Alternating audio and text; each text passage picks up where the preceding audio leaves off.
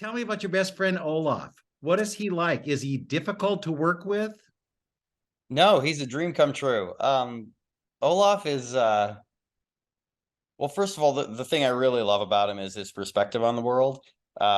He sees everything with like rose-colored glasses, and he sees every opportunity, every moment in his life as an opportunity for joy, as a way to have fun. Everything's new and everything's exciting. I remember when I first got the script, I went through and I wrote in big letters on every page that I had dialogue. Everything is new and everything is awesome, and that's sort of how I try to work with him. Does he rub off on And you? it Are you looking at life the same way? absolutely it rubs off on me, and that's really one of the things I love about this job is it's made me a more optimistic person. It's made me a more joyful person. I seek joy a lot more, and it's because of Olaf. Technically, how difficult is it to manipulate? Is he heavy? Is he, I'm curious about the just the techniques of it. Sure. I guess I don't know how much he weighs. He is a little bit of weight, but it's distributed fairly evenly on me. He's attached to me through with a harness, and his feet are attached to my feet. So when I take a step, he steps. Um, I mean, was when I first was strapped in, it was difficult. It was very difficult. I'd never done any puppeteering before, and I wasn't sure if I would be able to do it. I went home after that first day. I was only in him for about 15 or 20 minutes, but I was exhausted, and I looked at myself in the mirror and I was like, "What are you gonna do? You Help! can't do this." But like everything else in life, the more you do it, the more you practice, the better you get. And I took it step by step. I learned one little piece of it, and then the next little piece, and the next little piece, and I got better. I At first it really felt like I was just trying to force something, trying to push a big pile of rocks around. And eventually I got to the point where I didn't have to force him at all, and I started to think of it as dancing with him. I thought of ballroom dancing. And so now we sort of glide around, and sometimes I lead, sometimes he leads, and we just sort of move around together. And it at this point it's started to feel very natural. Is it more difficult than a regular role or the same? Or, I mean, where do you place it? It's different. It's more difficult in that I have an extra I have an extra thing that comes along with me, and I have to um, incorporate that into the performance. But it's also easier because I have this extra thing that I Yeah, incorporate into the performance and helps me along with it. it's his fault, right? Well, I would assume that you get automatic applause. You don't even need to work for it That's because true. they love the character.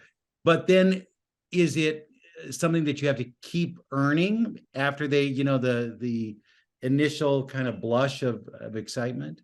Oh yeah, the familiarity with the character is a double-edged sword. I mean, it is beautiful to step on stage and have that head start. It's a really nice place to begin, where I walk out and everybody already loves him. Um, but there's all that expectation also is a high standard. And so I do have to live up to that high standard every night. And I hope that I do that. I want to communicate the joy that he is seeking and feeling to the audience, because that's the name of the game. I want them Sure. to find that joy. You were with this show before it even began. What was that like, the developmental process? Development is really fun. That is some of the most fun any uh performing artist can have. There's a script, there are some songs, there are some ideas, there are a lot of ideas, and the developmental phase is about getting in a room with a bunch of people and trying out all those ideas and seeing what works best. That's a really collaborative process, and it's one of the most exciting things that we could ever be a part of. Do you go though at some point, this is not a show, it's not going to be a show, it's not going to work? Well, I don't think we ever felt that with this, because we knew that it had a story. You know, we knew that there was a real story there, and there were some really great ideas floating around. So I think there was always this feeling of optimism uh, with the piece, and really there isn't. I've done a lot of developmental things in my life, and I don't think there often is a lot of pressure or anything like that. It's mostly a feeling of trying to find what works. Was Olaf always a puppet, or was he something else? He was always a puppet. And then when did you start actually doing him? When did you get to be Olaf? I started about just a little under a year ago. I started as the understudy. So way back when we were working on the show, I was the backup.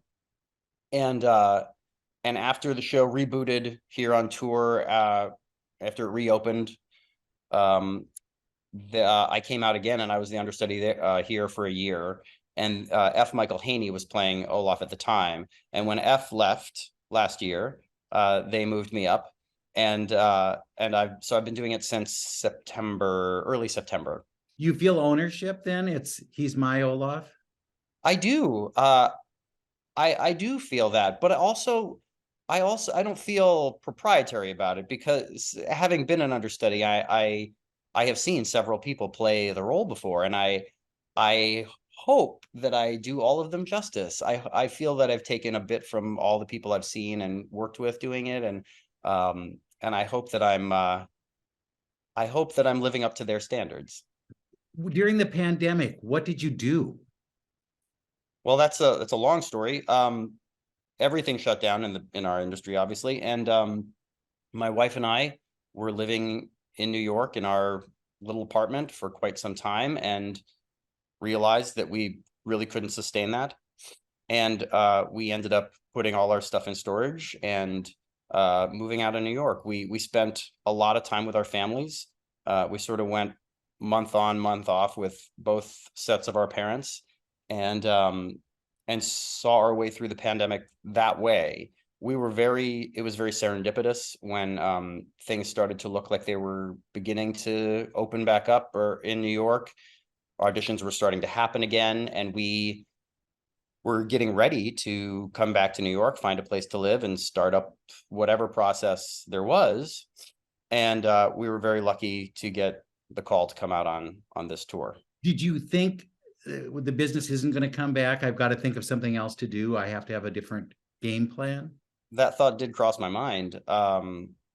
We just didn't know what was going to happen. You get used to, as an actor, you get used to not knowing what's coming. Even when you are working, no show lasts forever, and so you get used to the unexpected nature of the business. But that was something different. That was a different kind of unsure than I'd ever felt, and so yeah, that thought did cross our minds, and we were very happy when we started to see things coming back. Well, and she's on the road with you in this. She How is. often does that happen? Are you able to be in shows together? Is that rare? No, it's very rare. We met doing South Pacific on tour 13 years ago, and that's the last time we worked together until now. So yeah, it's very rare. I would say, I don't know if we can have two actors in one family. I would think that where it's like, okay, somebody's got to give here. What do we do? Yeah, well, it's worked out okay for us. This has been such a gift to be working together. We since we met, there have been many times in our relationship. A lot of the whole time of it has been spent apart. She'll be out of town, or I'll be out of town, and our relationship consists of looking at a calendar and finding out when we can visit each other. But it's been very nice to be out here working together again, and And seeing the country. he's around too much. I can't take it. Right? I don't think we're there yet. It's weird. You have been in how long? 25 years in the business? Yeah, about 25 years. I got my equity card in 1998. That is a long, long time Yeah. for acting. Truly it is, because you see actors who will go for a while and then they say, I can't sustain this. I can't do this kind of a job. I've got to look for something else. What has been the secret to that success for you? Luck. I mean, luck is a huge part of it. When I talk to young people who are interested in this business, I tell them it takes a handful of things. It takes talent, it takes training, it takes persistence, and it takes luck. You know, you can have all of those things. You can have any three of those things, and it might not work out. And even if you have all four of those things, it doesn't always work out. So I've had a fair amount of luck in this. I mean, I've worked hard, but uh, but I've had a fair amount of luck. Has it always been the right choice? Do you always say, I never could have seen myself doing anything else? Um, I mean, as I get older in the business, I start to think, what else could I have done, or what else could I do in the future? When I was a kid, there was no other choice. You know, I saw Gene Kelly dancing around and singing in the rain, and that's all there was for me. But but as I'm getting older, I start to find other ways that I like to express myself. I'm a writer. Um, I really like to write fiction, and I like to teach. So, you know, there are things like that as I move through my career, I do see other options potentially. But I think to get into the business, you have to be, there's nothing else I can do. That I mean, yeah, you really do sort of have that mentality when you If, start out. if there's the moment of hesitation, you go, well, then I'll just do that.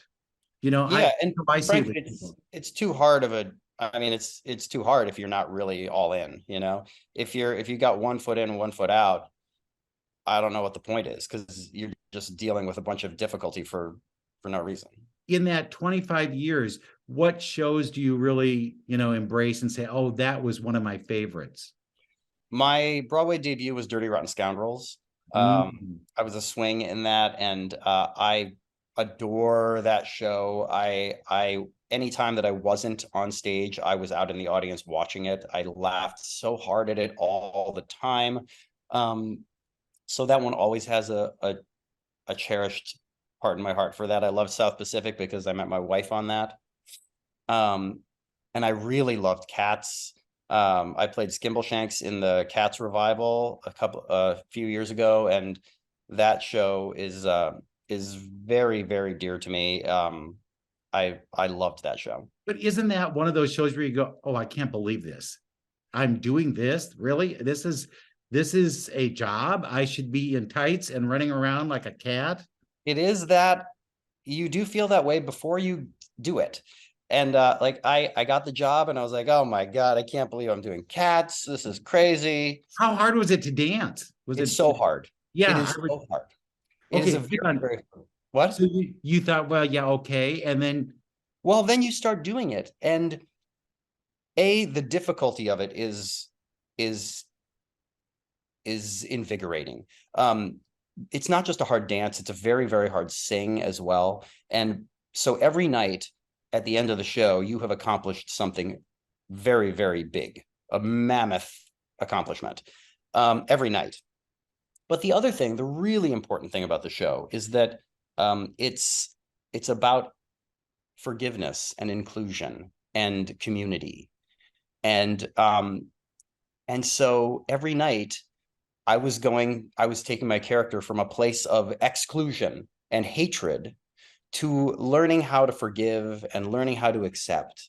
And it's funny, but like any other muscle, I was exercising my empathy. And I feel like it made me a better person doing that show. oh, wow. Not Yeah. unlike Frozen. Not unlike Frozen. It is very much like that. Like the fact that every night I am exercising this idea of looking for joy and looking for happiness and trying to share happiness. It makes me like that more in my real life.